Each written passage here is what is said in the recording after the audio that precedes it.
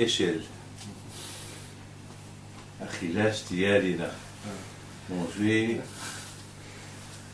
et boire et dormir. C'est ce que les juifs ils aiment.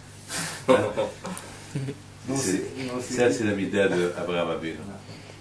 Abraham Avinu alayhi shalom, toute sa vie, c'était aider les autres.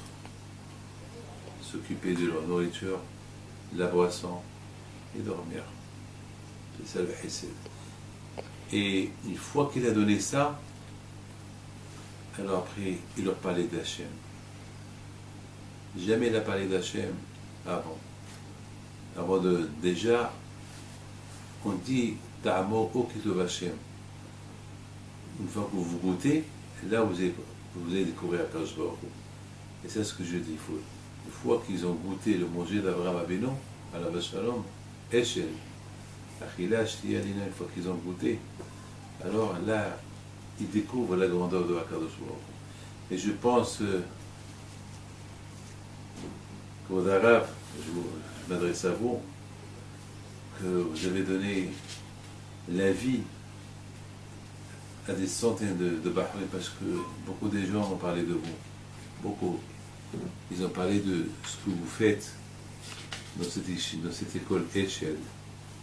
Achila Shtiyalina. Ils découvrent Akadosh Baruch Hu là-bas. Ils mangent, ils dorment, ils étudient. Donc je dis le mot ils dorment. Ça veut dire ça fait partie du programme.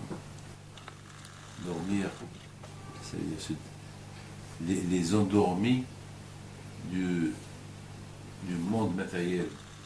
Parce que quelqu'un qui n'étudie pas, chez Mishmor, surtout aujourd'hui on vit dans une époque très dure.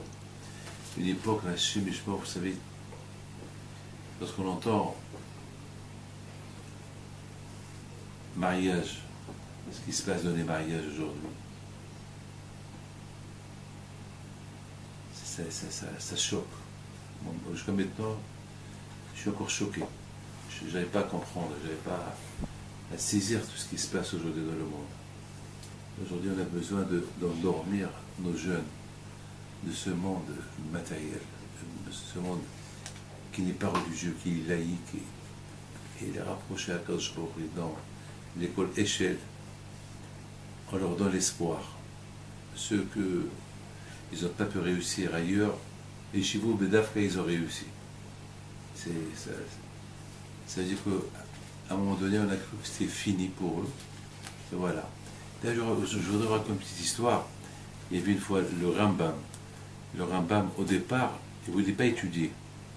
Il ne voulait pas étudier.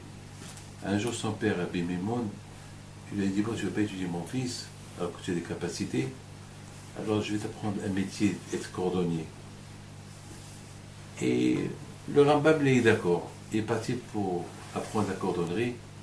Il a vu ces passages, les chaussures qui sentaient mauvais. Il était radin.